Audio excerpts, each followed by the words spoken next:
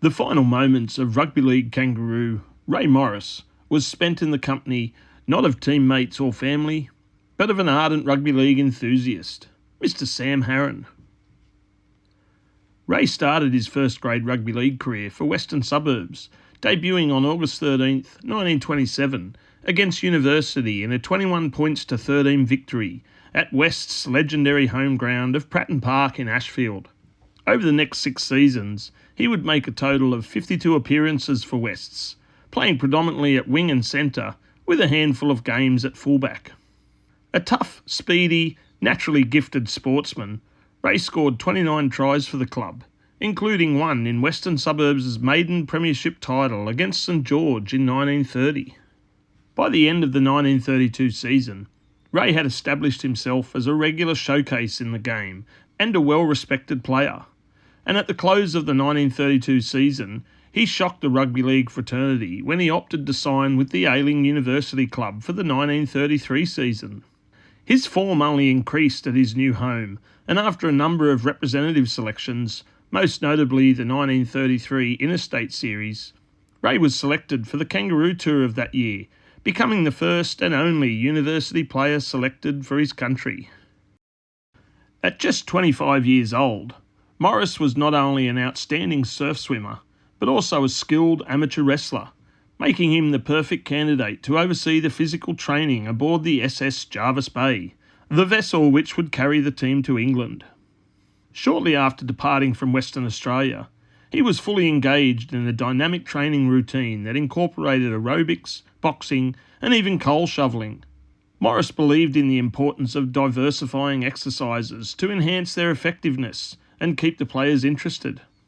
However, during one boxing session, he took a hit to his ear but didn't notice any immediate impact and pressed on with the training.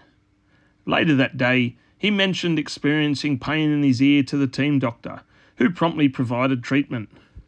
At first, the treatment proved ineffective, but eventually the pain began to subside. The ship made a stop in Colombo, where some players relaxed for the day, while others played a friendly cricket match against each other. Morris seized the moment to enjoy a swim in a local pool. The following day, as the ship resumed its voyage, Morris's ear issues resurfaced with greater intensity. The doctors decided to confine him to the ship's hospital for 10 days, closely monitoring his deteriorating condition. Day by day, he grew increasingly weak. After a month at sea, Morris transformed from one of the fittest athletes into a seriously ill patient. Doctors Gordon and Clow conferred and opted to send a wireless message to Valletta, Malta, requesting an ear specialist to meet the ship upon its arrival. The next day, Morris was taken ashore to Blue Sisters Hospital in Valletta, where he was promptly seen by Dr. Vella. The specialist determined that Morris urgently needed surgery. Kangaroos manager Harry Sunderland faced a difficult choice: to remain in Malta or to continue on with the tour. In a selfless act, Harren offered to stay by Morris's side in the hospital, allowing the team to proceed to England without delay. With heavy hearts, the ship departed the next day, leaving their cherished teammate behind, while Harren began his bedside vigil in Morris's time of need. It was determined that Morris had ruptured his eardrum during the boxing session, and the injury subsequently became infected while he was swimming in Colombo. Dr. Vella expressed concern that Morris might be suffering from meningitis. He advised Harren to take some time away while Morris underwent surgery. Sam Harren took the opportunity to explore the sights of Malta, returning to the hospital the following day.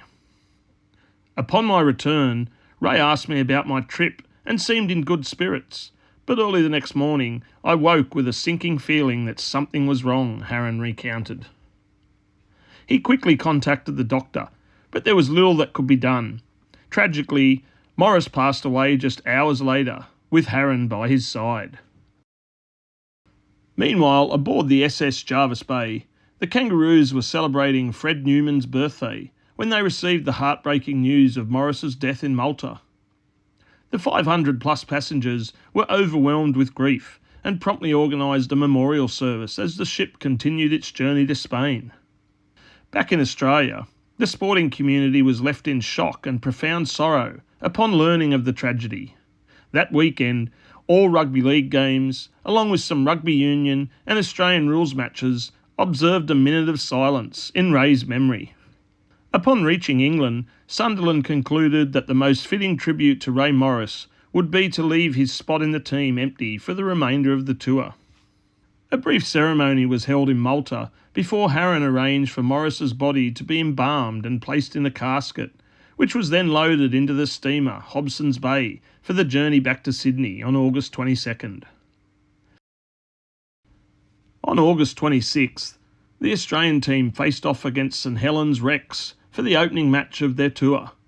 Prior to the game, a local band played the hymn Silver Hill as a tribute to Morris, followed by a 2-minute silence observed by both teams. Back home on September 23rd, thousands gathered in the streets for a public memorial honouring Morris. Sydney's town hall was filled to capacity, making it one of the largest memorial services the city had ever experienced.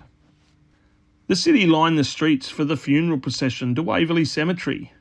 Morris's casket was carried by teammates from both of his clubs. Charlie Cornwell, Bob Linfield, Cecil Rhodes and Charlie Wrench from Wests, along with Ross McKinnon, Gordon Favell, Tom Monaghan and George Sullivan from University. In attendance were members of the New South Wales Rugby League Board and its founder, James Giltinan, along with presidents, secretaries and board members from the Queensland Rugby League, New South Wales Cricket Association, New South Wales Baseball Association and New South Wales Rugby Union.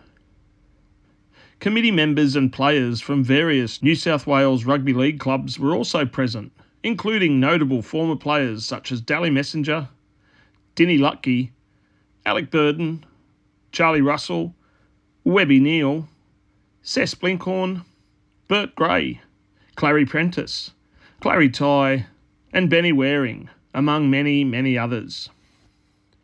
Upon the Kangaroos' return home, Sunderland announced that the tour had been profitable, allowing each of the 37 players to receive £200.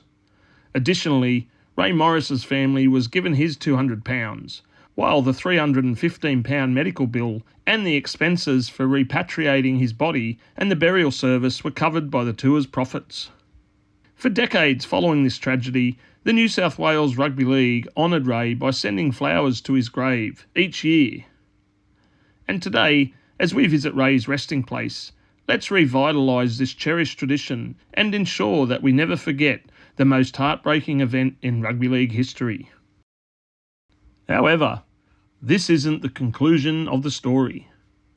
As we travel from Waverley to Macquarie Park Memorial Gardens, we make our way to the Old Catholic Monumental section and discover the final resting place of the man who exemplified vigilance, friendship and humanity, Mr. Sam Harren. Sam passed away at the age of 59, just 7 years after Ray, and unfortunately he faded into relative obscurity. It is only appropriate that we leave a small tribute to Sam's contributions, ensuring that his name is always remembered and celebrated.